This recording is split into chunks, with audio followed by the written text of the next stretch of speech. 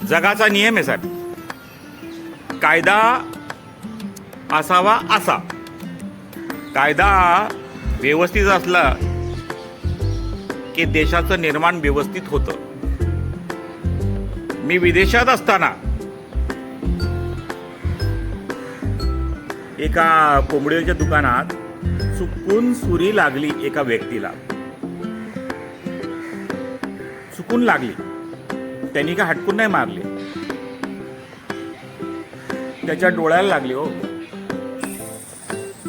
अखेरला तो माणूस काय म्हणला, बाबा चुकून डोळ्याला लागलेली आहे ना, तर मला हॉस्पिटलसाठी जाण्यासाठी मला पैसा दे. त्या व्यक्तीने पैसा नाही दिला, ज्याने सुरी लागली त्याने. त्याला तो काय म्हणतो, तुला काय करायचं तू कर जा, मी तुला नाही देणार. अखेरला हॉस्पिटलमध्ये गेला. हॉस्पिटलमध्ये म्हणले की तुला असं कसं लागतं, भले अशी झाली. त्याला बोलवलं, अटक झाली. म्हणली की आता काय करायचं. कायद्याने सांगितलं, ह्याच्या डोळ्याला लागले, तुझा बी डोळा पाहिजे. डोळ्याला डोळा. घाबरून त्या माणसाने काय केलं,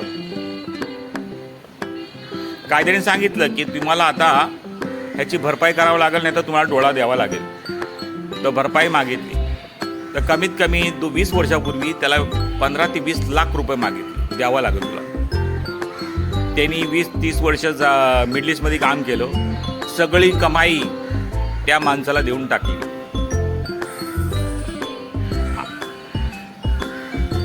आणि विदेशात गेल्यानंतर त्या माणसाने तिथून फोन केला, इंडियाला आला, की त्यांनी माझी भरपाई केलेली आणि माझा डोळ्याचं ऑपरेशन बी सक्सेस झालेलं आहे. तर कायदा हा मिडल ईस्टचा असा कायदा आहे. कायद्याला घाबरलं पाहिजे. कायदा आहे तर व्यवस्था आहे. आपल्या इथं काय आहे, गरिबांसाठी वेगळा कायदा आणि मोठ्यासाठी वेगळा कायदा. कठीण काळ चाललेला आहे. एवढं कठीण काळ आपल्याला जमणार नाही. भविष्यात देशासाठी खूप मोठं नुकसान आहे. गरीब असो की मोठा असो, त्याला एक नजरेने बघा. धन्यवाद. Bye bye.